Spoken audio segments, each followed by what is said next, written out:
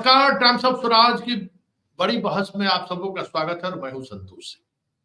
और आज हम बड़ी बहस में चर्चा करने जा रहे हैं के पाठक की वजह से राजभवन और मुख्यमंत्री के बीच जो एक तल्खी देखने को मिल रही है वो कहां तक सही है, या फिर राजभवन का सीधे सीधे तौर पर के पाठक को आदेशित करना कि आप हमारे यहाँ 10 बजे उपस्थित हुई, वो कहां तक सही है।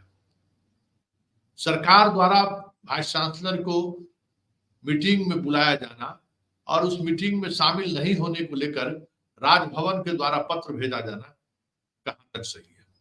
कई ऐसे सवाल हैं जिन सवालों को लेकर आज हम कन्हैया सिन्हा जी से हम इस मुद्दे पर बात करेंगे।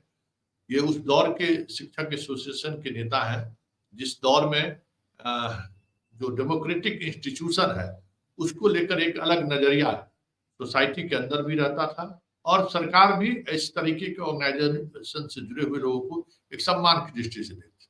लेकिन अब वो सारी चीजें बदल गई हैं। अब देश का मिजाज भी बदल गया है, संगठनों को लेकर सरकार और प्रशासन का सोच भी बदल गया है।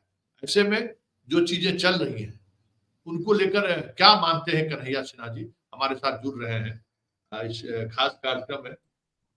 कन्हैया सिन्हा जी, आपका स्वागत है इस खास कार्यक्रम में। नमस्कार। और सीधा सवाल आपसे कि जो कुछ अभी दिख रहा है हायर एजुकेशन को लेकर, आप शिक्षक भी रहे हैं भी शिक्षक तो ताउम्र आप रहेंगे, एसोसिएशन के बड़े लीडर भी रहे हैं, लीडर हैं भी। ये जो कुछ भी चल रहा है एक पदाधिकारी को लेकर, उस पर आपकी नजरिया क्या है? देखिए संतोष जी, आपने ठीक ही कहा कि काफी लंबे समय से हम लोग शिक्षा के क्षेत्र में हैं और पहले की व्यवस्था और आज की व्यवस्था दोनों को भी हम देख रहे हैं। और ये जो व्यवस्था अभी जो चल रही है ये कॉम्पिटिटिव व्यवस्था चल रही है। हम बढ़े कि तुम बढ़े, ये पहले नहीं होता था। आपने ठीक कहा कि सरकार भी का भी रवैया कुछ और था और शिक्षकों को भी सम्मान मिलता था, नेताओं को भी सम्मान मिलता था। इवन आप समझिए कि लालू जी के रिजिम में 4 महीने की हड़ताल हम लोग की हुई और 4 महीने की हड़ताल हुई। हड़ताल जब खत्म हुई उस समय राबड़ी देवी मुख्यमंत्री थी और लालू जी अपने घर पर घंटों 2 घंटा तक बातचीत किए, मैटर को सॉल्व किए और जब एग्रीमेंट हुआ तो राबड़ी देवी जी को बुलाया, बोले कि हाँ दस्तखत कीजिए, ये सब लोग शिक्षक लोग आए हैं आपसे मिलने के लिए। उन्होंने दस्तखत किया और जानते हैं लालू जी उस कमरे के गेट पर खड़े हो गए और एक एक टीचर, हम लोग करीब 25-30 आदमी थे, एक एक टीचर निकलते गया, सबको उन्होंने हाथ जोड़ के नमस्कार किया। तो एक वो दौर था और एक ये दौर है। लगता ही नहीं है कि हम लोग लालू जी को बहुत लोग बुरा कहते हैं, लेकिन उनकी जो अच्छाइयां थी वो उसको भी आप भूल नहीं सकते हैं। तो और एक चीज और बताएं, लालू जी के रिजिम में ही जब वो मुख्यमंत्री थे तो कुलपतियों की एक बैठक उन्होंने बुलाई थी और उसमें चीफ सेक्रेटरी भी मौजूद थे। अचानक ऐसा हुआ कि एक कोई फोन आया, इनको किसी अर्जेंट काम से जाना पड़ा। तो इन्होंने कहा कि मुख्य सचिव को कि देखिए आप तो प्रेजाइड नहीं कर सकते हैं, लेकिन इन लोगों से जिस मसले पर हमको बात करनी थी उस पर एक फॉर्मल बातचीत करके एक प्रस्ताव तैयार कर लीजिए और हम जब आएंगे तो हमसे हस्ताक्षर, ताकि वो प्रोटोकॉल मेंटेन हो जाए। और यही प्रोटोकॉल रहा है। राज्यपाल, मुख्यमंत्री और शिक्षा मंत्री, ये तीनों ही बुलाते रहे हैं। शिक्षा मंत्री लोग प्रेजाइड करते हैं, 5-10 मिनट बोलते हैं, उसके बाद अधिकारी लोग के साथ बैठ करके रेजोल्यूशन होता है, क्योंकि ये लोग तो उतना देर बैठते नहीं है। तो वो एक इज्जत, प्रतिष्ठा, फॉर्मेलिटी, प्रोटोकॉल सब कुछ मेंटेन होता था। अब आप अजीब बात है, ये अभी जो विवाद की शुरुआत हुई है, ये शुरुआत आज नहीं हुई है, ये शुरुआत 2010 में हुई, जब देवानंद कुंवर जी ये थे गवर्नर थे, और उस समय इसी ढंग का विवाद चला। और जब उन्होंने बड़ा टफ स्टैंड लिया, तब इन्होंने सभी कुलपतियों को पत्र लिखा कि अब सब ठीक चल रहा है, आप लोग जो है अब अपना अपना काम कीजिए, शिक्षा विभाग को रोज रिपोर्ट करने की जरूरत आपको नहीं। ये 10 की बात। अब उसको ये कार्य कर रहे हैं, और शुरुआत इनकी है। देखिए, हम लोगों ने विश्वविद्यालय की स्वायत्तता के बाद की गवर्नर से मिले, बहुत सी चीजों में इंटरफेरेंस हो रहा था, तब उन्होंने कहा कि विश्वविद्यालय की एक स्टैंडर्ड स्वायत्तता है, उसको भी सरकार को मेंटेन करना चाहिए। तो उन्होंने भी उस पर अपना विचार दिया। अब समझिए कि शिक्षा विभाग से चिट्ठी गया राज्यपाल को कि अधिनियम में कहां लिखा हुआ है कि विश्वविद्यालय को स्वायत्तता है। अब बताइए भला, विश्वविद्यालय की स्वायत्तता एक्ट स्टैट्यूट्स जो कि लेजिस्लेचर से पास्ड है, उसकी सभी कंडिकाओं और इति में निहित है, और उस पर ये सवाल करना, ये सवाल क्या उचित सकता है? आप राज्यपाल से ये सवाल करेंगे कि आप बताइए हमको? एक तो वो हो गया। दूसरा आइए, इन्होंने निकाल दिया पत्र कि कोई संगठन कोई को मान्यता नहीं देते हैं। फुटाव भी है तो तथाकथित फुटाव लिखते थे वो। इसी में वो बबीता कुमारी का भी केस आया, उससे आप भली भांति परिचित हैं, जिसको उन्होंने निकाल दिया। और विश्वविद्यालयों के लिए भी चिट्ठी निकल गई कि कोई भी शिक्षक अगर कोई संगठन बनाता है या संगठन का सदस्य बनता है, तो वो सदस्य वो माना जाएगा, अनुशासनहीनता उसको माना जाएगा और उस पर कार्रवाई होगी। और इसी संदर्भ में एक और पत्र निकला। वो क्या निकला पत्र? कि विश्वविद्यालय के सभी शिक्षक प्रतिदिन 5 क्लास लेंगे, और अगर 5 क्लास पूरा नहीं होता है तो बगल के किसी कॉलेज में उनको 5 क्लास पूरा करना होगा, नहीं तो उनका वेतन रोक दिया जाए।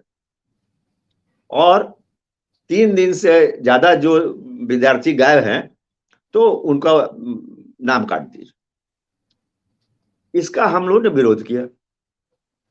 विरोध यह किया कि यह अव्यवहारिक है। और दूसरा कि जहां तक क्लास लेने का सवाल है, तो ये यूजीसी के नियमावली के भी खिलाफ है। यूजीसी के का जो रेगुलेशन है, जो बिहार सरकार ने माना है, वो पूरी तरह वो स्पष्ट है, किसको कितना क्लास लेना है, कितना घंटा पढ़ाना है, वीक में कितना करना है, तो ये सब निहित है। लेकिन इन्होंने तो इसका आपने कहा कि अरे भाई, कोई अनुमंडल में एक कॉलेज है कॉन्स्टिट्यूएंट, उसका टीचर 5 क्लास नहीं कर पाएगा तो उसको एफिलिएटेड कॉलेज में भेजिएगा क्लास करने के लिए। तो ये सब अव्यवहारिक बात। और देखिए, उसी विरोध का नतीजा हुआ कि अब कोई नहीं पूछता है। नहीं तो पहले हर प्रिंसिपल को रोज शाम को 6 बजे बताइए कितने लड़कों का नाम काटा। बताइए बोला, अरे भाई, स्कूल में एक अटेंडेंस होता है ना, और कॉलेज में हर पीरियड में अटेंडेंस होता है। कोई प्रिंसिपल शाम को कैसे आपको बता सकता है कि कितना लड़का पूरी तरह एब्सेंट है? कोई एक केमिस्ट्री पढ़ के चला गया, कोई फिजिक्स पढ़ के चला गया, या नहीं आया, उसको वैसे ही 25% छूट है गायब रहने का, 75% अटेंडेंस अनिवार्य है, तो उसका नाम आप कैसे काट दीजिएगा? इन लोगों को बहुत बुरा लगा और धड़ाधड़ चिट्ठियां निकलनी शुरू हो गई कि जो वर्किंग टीचर विरोध कर रहे हैं उनका वेतन रोक दीजिए, जो रिटायर्ड लोग हैं उनका पेंशन रोक दीजिए, उनसे सो कॉज पूछिए, उनसे ये कीजिए। अरे, सो कॉज रिटायर्ड आदमी से क्या पूछोगे? हमारा और यूनिवर्सिटी का तो अब एम्प्लॉय एम्प्लॉयर का संबंध खत्म हो गया। सो कॉज तो उसे न पूछा था जो आपका एम्प्लॉय हो। तो एनीवे, अब इसी बात को लेकर के हम लोग का विरोध हुआ। देखिए, कुलपति, अभी जो विवाद चल रहा है ये कि कुलपति लोग नहीं आए इनके बुलाने से, और उसके एवज में कुलपतियों का वेतन रोका गया, उसके एवज में उनके ऊपर एफआईआर किया गया, उसके एवज में सभी यूनिवर्सिटी के सारे खातों को बंद कर दिया गया। ये किस नियम में है? क्या कोरिलेशन है वाइस चांसलर के किसी मीटिंग में जाने आने और विश्वविद्यालय के खातों को रोक करके महीनों शिक्षकों और कर्मचारियों को, गरीब कर्मचारी, जो विधवा, जो विलेज में, गांव में रहती है, और पेंशन ही उसका एक आधार है सर जीवन का। अब कोई वेलफेयर स्टेट है क्या, ये सब बात कर रहे हैं? वेलफेयर स्टेट तो बदल गया। वेलफेयर अब स्टेट आप, नहीं भी हो तो मानवीय हाँ, संवेदनाएं तो है ना। ना ना ना ना, अब आपको वो सरकार पैसा देती है, आपको काम करना है, 5 घंटे काहे नहीं लीजिएगा? 5 घंटे लेंगे नहीं, जो 5 घंटे लेकिन नहीं लेने के हम लिए, एक मिनट सर, एक मिनट, लेंगे 5 घंटे लेंगे। के लिए, हाँ, हाँ, बोलिए आपको जो, बोलिए आप। हाँ, जो यूजीसी जो गाइडलाइन बनाया कि आप 5 घंटे लीजिए, 2 ही घंटे लीजिए, उसके अलावा आप छात्रों से 1-to-1 बात करिए, ट्यूटोरियल क्लास का कुछ व्यवस्था करिए, आप अपना अध्ययन कीजिए। तो बिहार में जो लोग शिक्षक लोग हैं, हमको बताइए ना कि 20 साल से, बताइए, अभी यूपीएससी का रिजल्ट निकला है, क्या वो आपके कॉलेज का जो विद्यार्थी यूपीएससी कंप्लीट किया है? और पहले देख लीजिए, पहले जो सम्मान था आप लोगों के दौर में शिक्षकों का, शिक्षक पढ़ाते थे, 1 ही घंटे पढ़ाते थे ना, तो लगता था कि हाँ, स्टूडेंट को कुछ पढ़ा है।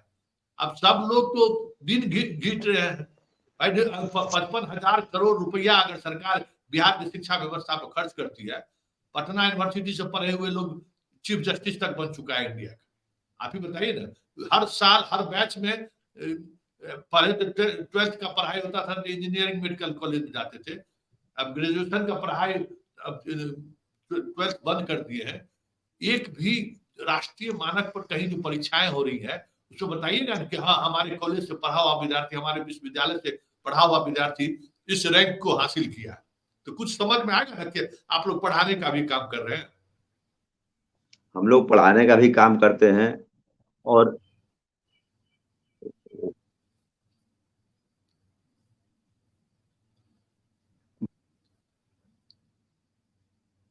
हाँ हाँ जी जी, और चरित्र निर्माण का भी काम करते हैं, दोनों काम करते हैं दिखना चाहिए ना।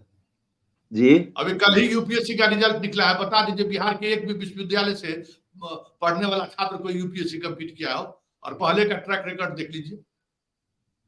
देखिए, आप 1960 ये 1962 और ये 2024 दोनों को मत मिलाइए। 60 आप में नहीं खुदे मिला रहे सर, हम तो ना, 90 के दशक तक मिला रहे हैं। सुन लीजिए मेरी बात। हम्म, विश्वविद्यालयों में, कॉलेजों में जो व्यवस्था है अभी, और लोग कहते हैं कि टीचर नहीं आते हैं, पिछले 5 साल से, 5 ही साल की बात हम कर रहे हैं, बायोमेट्रिक अटेंडेंस लागू है। टीचर आते हैं, जाते हैं, जो समय है उसके अनुसार।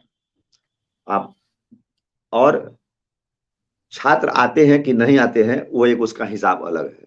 क्यों नहीं आते हैं, वो एक बहुत बहुत बड़े बहस का विषय है। क्या है बहस का विषय, क्या है ऐसा? हाँ, बहस का विषय है, इसलिए कि हाँ, केवल कि ये संपूर्ण जो शिक्षा व्यवस्था है उसको आपको डिस्कस करना होगा। किसी एक एलिमेंट को दोषी आप नहीं ठहरा सकते।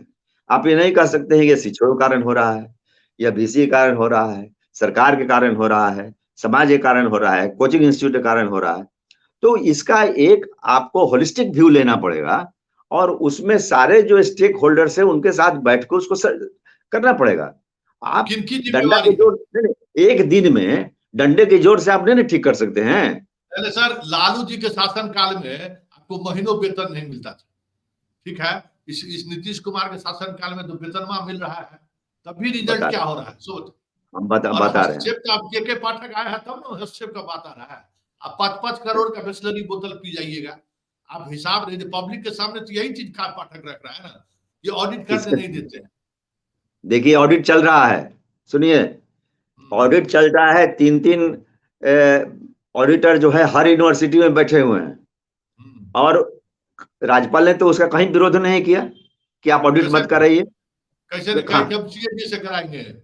नहीं नहीं हम, नहीं, हाँ सीएजी सीएजी तो ऑथराइज्ड है। अब तक आप हाँ, जान लीजिए, सरकार से जितनी राशि विमुक्त होती है, चाहे हम्म, 2 रुपया हो चाहे 2 करोड़ हो, सब हम्म, में नीचे में लिखा रहता है। हम्म, इसका अंकेक्षण सीएजी के द्वारा या एजी बिहार के द्वारा किया जाएगा। हाँ। तो उसमें तो किसी का हस्तक्षेप नहीं है, उस पर तो कोई रोक नहीं है। सीए को इनको नहीं लगाना है, चार्टर्ड अकाउंटेंट को नहीं लगाना है, इनको राज्य सरकार का ऑडिटर देना है, एजी का ऑडिटर देना है, सीएजी का ऑडिटर देना है। चार्टर्ड अकाउंटेंट तो जो ये कहेगा कर देगा। बहुत सा फर्म है जहां चार्टर्ड अकाउंटेंट जैसे जो मालिक कहता है उसी हिसाब से उसको बना देता है। इसलिए सीए को हम वैल्यू नहीं देते हैं, ये सब तो पेड लोग, हम नहीं वैल्यू देते। लेकिन इन्होंने हर यूनिवर्सिटी में एक सीए को भी रखा है, तो वो जो ये कहेगा सो करेगा। अब तक हम आ रहे हैं इस पर, सुनिए, हम उस पर आ रहे हैं कि जो विवाद की बात आपने किया था, सब लोग कह रहे हैं कि राज्य सरकार कुलपतियों को बुला रही है, नहीं जा रहे हैं, और नहीं जा रहे हैं इसीलिए ये स्थिति उत्पन्न हुई। बता दें, शुरुआती दौर में सभी भाई जा रहे थे, कभी 2 यूनिवर्सिटी, कभी 1 यूनिवर्सिटी, कभी सब। उसको जब पाठक जी आए तो इन्होंने भी मीटिंग बुलाई, ये मीटिंग बुलाया, अपने गायब हो गए।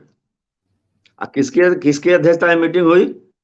तो बैजनाथ प्रसाद जी। क्या हुआ उसमें? ऐसा सवाल उन लोगों ने किया कि एक भाई चांसलर और एक रजिस्ट्रार में वहां मारपीट का नौबत आ गया। तो वाइस चांसलर की मीटिंग को आप अगर इस ढंग से कंडक्ट करेंगे कि सब आपस में मारामारी करने लगे हैं, तो ये कोई बात हुई?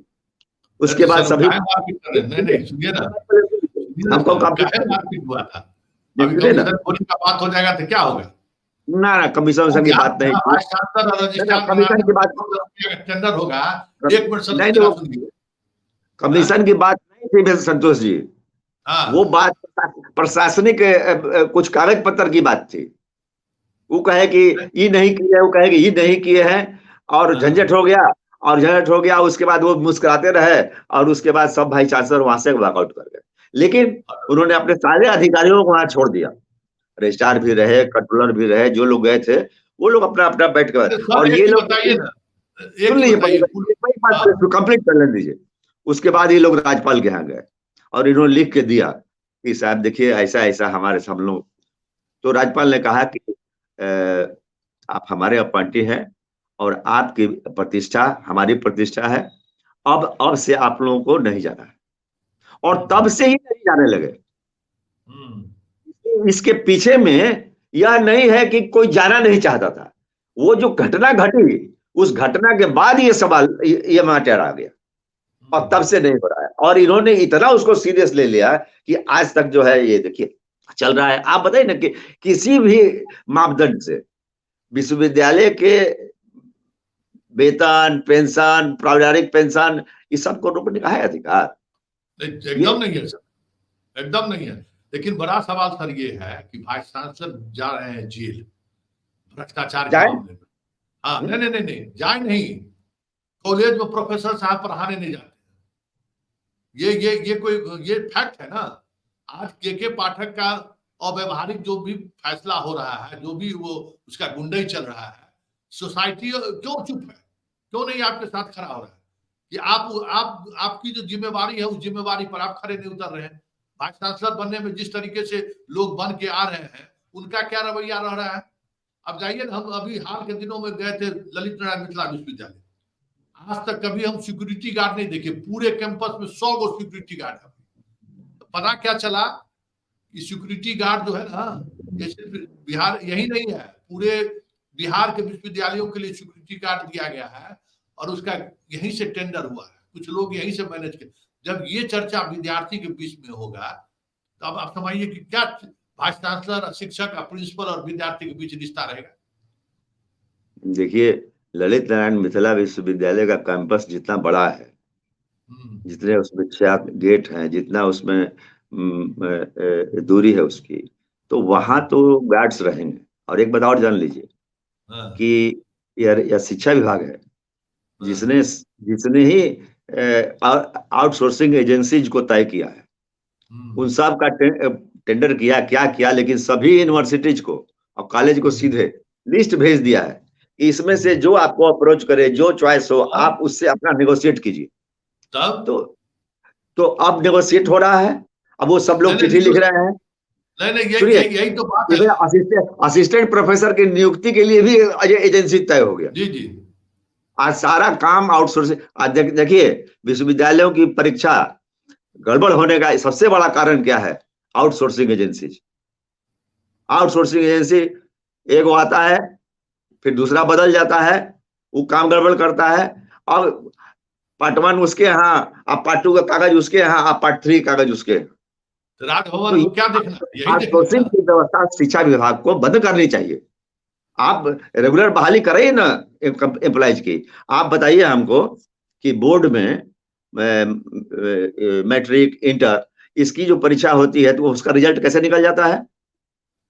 उसका रिजल्ट तो विश्वविद्यालय में शिक्षा विभाग क्या करेगा भाई? विश्वविद्यालय में तो सारा खेला आप लोग करते हैं। नहीं, शिक्षा खेला नहीं विभाग को करते क्या? हैं। सुनिए, शिक्षा विभाग तो कहता है कि हम ही मालिक हैं। वो तो कह रहा है कि हम मालिक है। और राज्यपाल जो हैं वो अफसर हैं।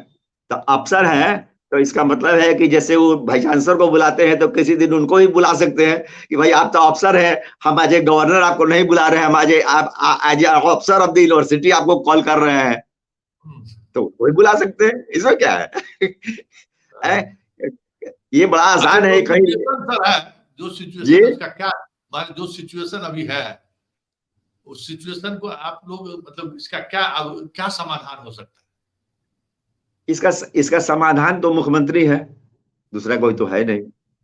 क्योंकि मुख्यमंत्री के कार्यक्रम में जाइएगा, मुख्यमंत्री जी, के साथ बैठिएगा और मुख्यमंत्री को नसीहत दीजिए कि एक पदाधिकारी क्यों उछल रहा है। हम सब समझ रहे हैं, बिना मतलब मुख्यमंत्री को डायरेक्ट या इनडायरेक्ट आप कोसिएगा तो फिर कौन बात करेगा? नहीं, मुख्यमंत्री जी आपको ये सुनिए, एक चीज बताइए, वो ये जनप्रतिनिधि भारतीय हैं, जनप्रतिनिधि। ये हम राज्यपाल तो आए, हाँ, चीफ सेक्रेटरी और डीजीपी को पत्र लिखे कि रोज हमको रिपोर्ट कीजिए कि राज्य में कानून व्यवस्था क्या क्या स्थिति है, क्या कहाँ क्या हो रहा है। ये उनको अधिकार है क्या? बिल्कुल। देखिए, उनको यह अधिकार है, नहीं क्योंकि है। उनको ये देखना है कि हाँ सरकार जो है वो संविधान के अनुरूप चल रही है कि नहीं चल रही है। अगर हाँ अगर अगर कहीं अन्याय हो रहा है, कुछ भी हो हाँ, रहा है, तो उसका कॉग्निजेंस लेने का उनको अधिकार है। कोई वो अधिकार नहीं सब है। ये कौन संविधान में आप बताइए ना, कौन संविधान में ये सब चीज लिखा हुआ है? कोई होगा ना भाई? गवर्नर, नहीं, गवर्नर का दो होती है। गवर्नर एक तो मान लेते हैं सरकार को नियुक्त भी करते हैं, और वो रिपोर्ट भी भेज सकते हैं केंद्र सरकार को कि यहाँ लॉ एंड ऑर्डर सिचुएशन ऐसा नहीं है, और राज्य का संचालन में संवैधानिक जो है फेलियर हो गया है, तब धारा 356 लग जाता है, प्रेसिडेंट रूल लग अरे जाता भाई, है। धारा 356 लगाने का अब आप जिला में डीएम के यहाँ पहुंच के आप रिव्यू कीजिएगा। ये रिव्यू करने का कौन आपको विधायक का पावर थोड़ी आपको मिला हुआ है कि आप जिला जिला घूमना शुरू कर दीजिए डीएम चीफ से क्या कोई सेक्रेटरी। रिव्यू करेगा? डीएम मान लीजिए कि कटसी में उनके पास गया तो कुछ पूछ लिए, उसको रिव्यू नहीं कहते। तो जिला जिला रिव्यू शुरू कर दिए थे, जिसको लेकर बवेला हुआ ये नहीं नहीं, ऐसा तो नहीं क्या हमने नहीं सुना है कभी। आप जो कह आप रहे पता हैं, कर लीजिए। सुनिए, लास्ट में मेरा विजिट हुआ था जिला में कब जाते हैं वो? सुनिए हाँ, ना, जिला में कब जाते हैं? जब कहीं सीनेट का मीटिंग अटेंड करना होता है, तब नहीं जाते नहीं, हैं। सीनेट का बैठक छोड़िए ना, बेतिया गए थे, हाँ। लास्ट उनका बैठक वही हुआ, जहां उसके बाद डीएम एसपी को मनाही हो गया कि नहीं, कोई भी बैठक आयोजित नहीं हो सकती है, उसमें आयोजन में आप शामिल मत होइए। आप चीफ सेक्रेटरी डीजीपी को रोज रिपोर्ट तलब कर रहे हैं, तो विवाद कोई एक के पाठक नहीं है। ये अलग बात है कि के पाठक के माध्यम से सरकार, मुख्यमंत्री अब इनको दिखा रहा है कि भाई, आईना दिखा रहा है कि भाई आप हैं क्या। लेकिन देखिए, तब नुकसान तो जो आप कह रहे हैं संतोष जी, जो आप कह रहे हैं, तो अब तो हम यही ना कह सकते हैं कि बिहार की एनडीए की सरकार भी अब उसी के नक्शे कदम पर चल रही है, जिस नक्शे कदम पर बंगाल की सरकार चल रही है, केरल की सरकार चल रही है, या कुछ हद तक तमिलनाडु, जहां सरकार और गवर्नर के बीच का जो विवाद है वो इतना बढ़ गया है कि मैटर सुप्रीम कोर्ट तक चला गया। अब एनडीए की सरकार भी, अगर एनडीए की सरकार भी वही करेगी, अगर यह भी हम लोगों को नहीं उम्मीद थी। सुनिए, हम लोगों को कभी उम्मीद नहीं थी कि एनडीए के सरकार में आपको गवर्नर और चीफ मिनिस्टर के बीच में इतना जो है विवाद हो जाएगा और इतनी दूरी हो जाएगी। हम लोग को नहीं आपको विश्वास। लग रहा है कि और दूरी हो गई है? लगता तो है तभी ना, दूरी अगर नहीं हुई है तो कॉग्निजेंस क्यों नहीं ले रहे हैं मुख्यमंत्री? मुख्यमंत्री तो इसका भी कॉग्निजेंस नहीं ले रहे हैं कि उनके आदेश का अनुपालन नहीं हो रहा है। पूरा पिछला विधानसभा सत्र एक आदमी के नाम पर होम हो गया, के आप बताइए कि जितना खर्च हुआ वो सब खर्च एक आदमी के नाम पर चला गया। इतना बहुमूल्य समय विधानमंडल का के पाठक के नाम पर खत्म हो गया। अच्छा, आप लोग जो एसोसिएशन से जीत के गए हैं, खाली उनको टाइमिंग नजर आता था, स्कूल का जी टाइमिंग क्यों बदल गया? जो बाकी जो मूलभूत चीजें जो बदल रहा था के पाठक, उस पर तो कभी आप लोग सवाल नहीं किए, खाली समय समय समय समय। तो मुख्यमंत्री को देखिए समझ में आ देखिए गया कि हम लोग, पॉलिटिक्स हो रहा है। देखिए स्कूल के बारे में हम लोग नॉर्मली नहीं बोलते, जो हाँ, विश्वविद्यालय के जो मामले होते हैं उसमें बोलते हैं, क्योंकि हम लोग को उतनी पैठ भी नहीं है, जानकारी भी नहीं है। लेकिन जो कुछ कुछ हम लोग पढ़ते हैं, तो ये जो 2-3 बात हम आपको कह सकते हैं कि मुख्यमंत्री ने हाउस में कहा कि 10 बजे से 4 बजे तक चलेगा, 15 मिनट पहले 15 मिनट बाद। उसके बाद क्या हुआ कि बहुत हल्ला हुआ, तो एक चिट्ठी कन्हैया प्रसाद श्रीवास्तव ने निकाल दिया। पाठक जी नहीं थे, कहीं बाहर गए हुए थे, वो आए तो उन्होंने कहा कि लेटर फर्जी है, तो फर्जी हो गया। फिर एक और ऐसी घटना घटी, फिर लेटर फर्जी हो गया। अभी फिर इधर देखे हैं कि मिड डे मील से संबंधित कोई लेटर है, वो भी फर्जी हो गया। अरे भाई, कितना फर्जी लेटर शिक्षा विभाग से इश्यू हो रहा है, और क्यों नहीं आप उसकी जांच करा रहे हैं, स्कूल में जांच करा रहे हैं? सब कोई खराब है, और आपके विभाग के अंतर्गत कौन आदमी ऐसा बैठा हुआ है जो कि फर्जी लेटर इश्यू कर रहा है? इससे सीरियस बात और क्या हो सकती है? एक आखिरी सवाल, आपको देखने से क्या लगता है कि कहीं न कहीं के पाठक के माध्यम से जो चीजें चल रही हैं, उसके पीछे मूल चीज है राजभवन और मुख्यमंत्री के बीच बेहतर रिश्ता नहीं होना? आपको लगता है ऐसा? देखिए एक बात समझिए, वो एक पहलू अलग है, और इनका काम करने का जो स्टाइल है यह अलग है।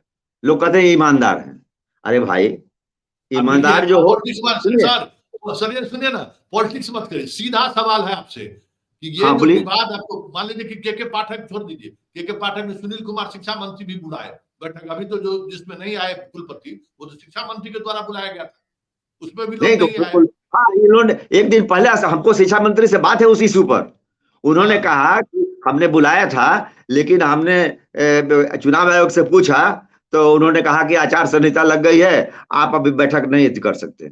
हमको बड़ा आश्चर्य लगा। तो कहाँ मीटिंग हुआ? इसके पहले 2 बार तो हुआ विभाग में, अंतिम मार्च खत्म हो रहा था 5 स्टार होटल में, और जानते हैं क्या हुआ? कोई शिक्षा विभाग के चपरासी विभाग नहीं था। एक दिन पहले से बाहर के सब लोग आ गए थे, ठहर गए थे, और दूसरे दिन तक खाना पीना खा करके तब शाम को लोग गए हैं। तो खर्चवा जो बेकार हुआ, इसको कौन देगा? और सवेरे 9 बजे। बात समझ गया, हमारा सीधा सवाल है सर, हाँ जो बोलिए। कुछ भी अभी हो रहा है स्टेट में, जो हो रहा है, क्या उसको ये माना जाए कि मुख्यमंत्री और राज्यपाल के बीच जो एक संवाद का एक तरीका होना चाहिए, जो चीजें चल रही हैं, उस कहीं न कहीं उस विवाद की वजह से ये सारी चीजें देखने को मिल रही है? हाँ और ना में जवाब दीजिए। बिल्कुल हाँ ना गया। ये तो बहुत स्पष्ट है कि अगर संवादहीनता नहीं होती तो ये सब विवाद तो उसके सामने बहुत छोटा था। क्या था? एक एसीएस को बुला करके और चीफ मिनिस्टर कहता कि देखो ऐसा ऐसा करना है, लेकिन हो नहीं रहा है। कहीं ना कहीं इसमें राजनीति तो है। और एक बात और आपको बता, एक बात बता कि अपमानित शिक्षक अगले चुनाव में क्या करेगा, स्कूल का चाहे कॉलेज का, इसका पैमाना तय नहीं है। अभी आप देख रहे हैं, सुनिए, आपने राजनीति, तो मैं कह रहा हूं आपको कि अभी अभी जितना ओपिनियन पोल आ रहा है वो जदयू को कम दे रहा है। तो जितने एडवाइजर हैं मुख्यमंत्री जी के, हम सबको आगाह कर देते हैं, वो दीपक कुमार हो चाहे कोई हो, यही लोग इनको जो है भकाए हुए हैं। तो के पाठक के नाम पर अगर 2,000 को सीट उनका चला जाए तो ऐसी मत समझिएगा, आश्चर्य मत कीजिएगा। चलिए सर, मतलब ये भी धमकी आप दे ही दिए कि भाई चुनाव हम में नहीं दे रहे हैं, हम लोगों की आवाज बता रहे हैं। लोगों की नाराजगी बता रहे हैं, उसका दर्द बता